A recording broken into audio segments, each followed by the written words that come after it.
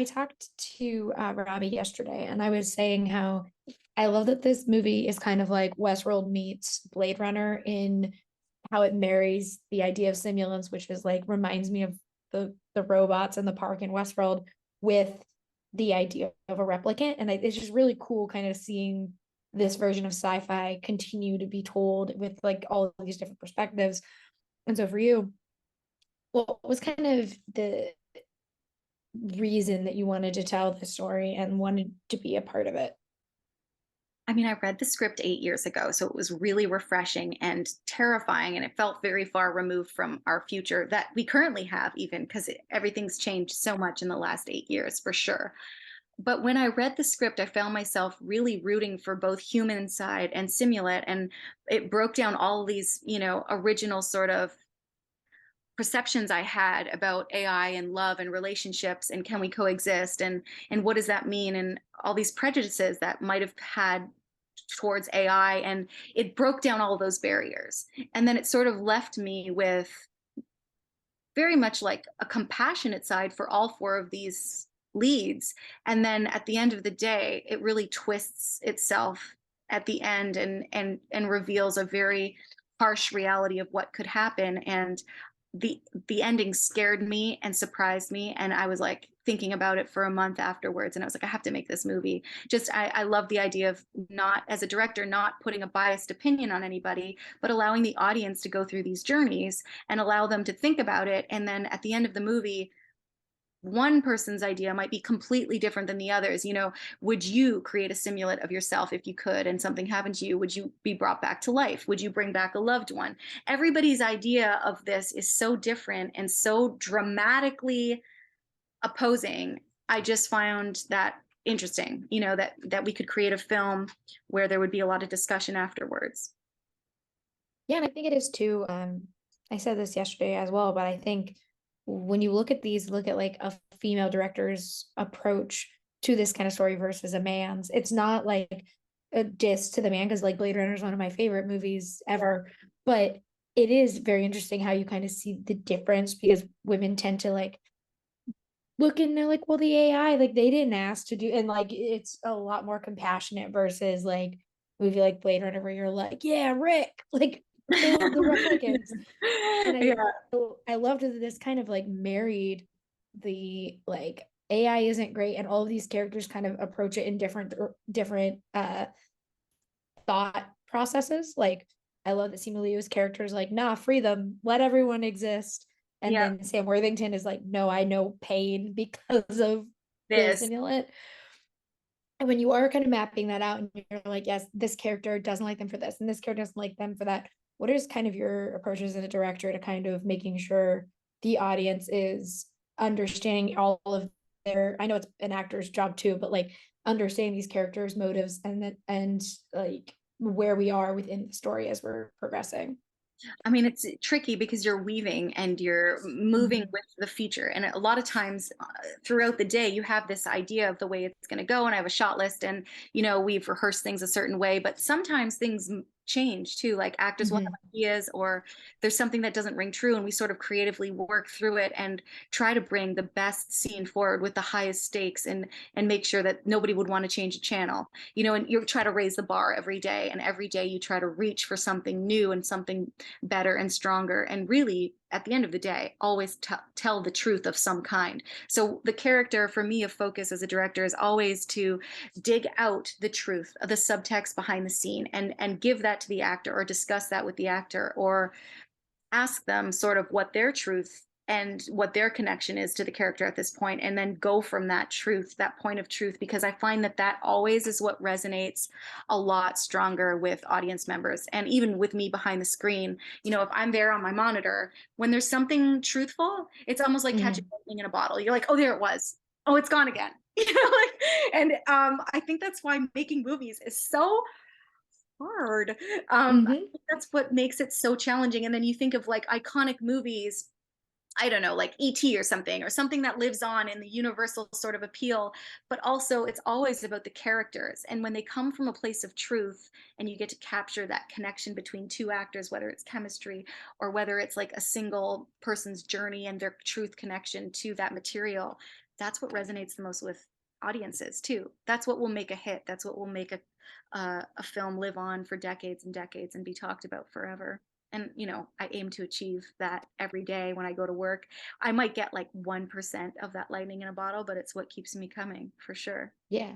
And I think also too, like sci-fi as a genre is, I was, when I talked to Robbie, he was like, I think it's going to be polarizing. I was like, well, that's what good sci-fi does. It's supposed to kind of make everyone have their own opinions, and then you fight very much for the one that you think is correct, even though no one's correct. It's just kind of like how you interpreted it. And I Hmm. think with that as a genre, it is both fascinating to watch, but I can only imagine impossible to kind of navigate, because you never know what an audience is going to think or how someone else is going to interpret it. And so, what is kind of the most fun about getting to work in the sci-fi genre as a director? Because obviously, like, script was written, some things can change, but like the script was written, but you were coming at it from like a visual, Hmm. this is what this world looks like kind of perspective. I mean, it's really amazing because the script is like a blueprint, but then you also have the realities of budgets as well. And then 8 years ago, Mm-hmm. Ex Machina, things like that didn't exist, but now they do. And I don't want it to be similar in any way that it's almost like a replica. You want to give the audience something fresh and innovative and singular to sort of the signature sort of genre of Simulant. What will be the world of Mm-hmm. Simulant? So originally, when I read the script, the service androids had mechanics, and they sort of had a back of the skull that was clear and showed mechanics. But of course, now that seems so similar to Ex Machina. We went for something totally different. And as a director, you really do have a lot of freedom, especially if it's your own production company, to Mm-hmm. create something new and take a risk. Whether you fail or you succeed, you took a risk, you tried to be original, you gave original content. It's not a remake, it's not a Marvel film. We're an original voice. And I got to create these incredible prosthetic bodies for the service androids in our film, and they Mm-hmm. have like hard hair, almost like a Ken or a Barbie doll, sort of gender neutral, really unique, I think, to Simulate. Like, I've never seen anything like that before. The hard hair was really so cool and so different, and I felt like there were different models. Like, there was Lisa in the club, and then there was Lisa at home, and there was a different Lisa at the restaurant. And what do those look like? And I just think that that's, as a director, creating those scopes are so much fun. And those paintings, or those characters, or those people, like, we got to have real actors play the service androids, and physically, how are they going to move? They Mm-hmm. have to move similar to the other ones, and creating a physicality and sort of an eye movement and a head tilt, and not overly humanize them. All of that was really fun because I got to be with a person rather than just a mechanical creature that we created, which I thought was fun and challenging, but really unique to Simulant. And then same as the octahedron, like the opening. Mm-hmm. You're used to seeing hard drives or openings and stuff like that, but the octahedron was a shape that I thought was really unique to Simulant. I'd never seen it before, and it was obviously not in the script at all. Like, those things were not there, and just that the octahedron, whatever was happening inside the octahedron, was unique to the person, because the film is very unique because you're actually downloading your recollections, your memories, Mm-hmm. your moments, your life is going into a simulate. So this is a very unique concept. And so everybody's octahedron, their simulate's octahedron, would have, I kind of pulled from nature and crystals and stone formation. So, sometime it was like the Esme was like almost like a purple amethyst in a form Mm-hmm. crystal formation that was sort of creating. And then with Robbie's character, Evan, it was almost like a butterfly nebula of like infinity Mm-hmm. kind of star look. And it also had crystal formation. So every time you would download as a human into your simulant at night, the idea would be that the octahedron was forming more chrysalis, and it was creating a more unique, almost like a thumbprint. So I thought that was really unique too, to be able as a director to bring things like that to the table and pitch it to the team, pitch it to the writer, to pitch it to the producers, and everybody say, okay, yeah, that sounds good. Let's make something different. And it's risky because some people will be like, well, what is that? Why didn't they just do the whole clear head? Mm-hmm. It's cool. But you try new things. That's what indie filmmaking is for. And you really swing a bat, and you hope it resonates with people. And there's reason behind it because it makes sense with the story. So I felt really good about it at the time. Yeah, and I think it is kind of the not the trick, but it is kind of the luxury of like a story like this, is because when you think of all the movies that kind of do like the android human thing, they all have very distinct looks to them. And then that's kind of what makes them stand apart from one another. So it makes sense because it's like, yes, that hair will be the thing that's like, yes, that is specific to this, much like, it's called by lighting in on Twitter, but you like the lighting of Blade Runner, like things like that. But and last quick question, like obviously with a movie like this, the sci-fi nerds are going to love it and they're going to talk about it and everyone's going to have a kind of their opinion on it. And so what do you hope audiences take away when they do get to see Simulant?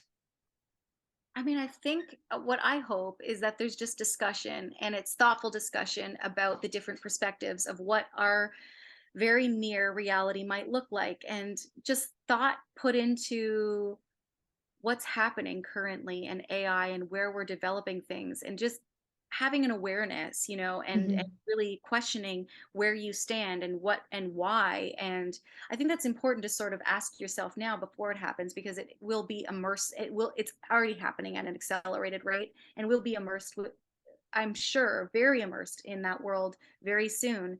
And it would be nice to just open those doors and have audiences discuss their point of view and just share with one another their thoughts, so that we feel a little bit more ready, as humans approach Mm-hmm. this, that we're together, and that we hear each other, instead of, fight one another on the perspective. Just hear one another with compassion, and sort of put yourself in different shoes, and why and what are we going to do when we are, when you can press enter and somebody writes an essay for you.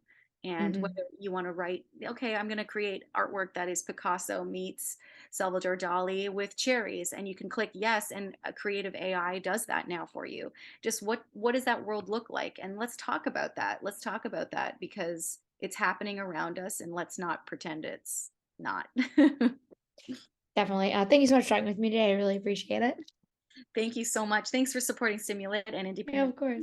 Of Thank you. course. Have a great one.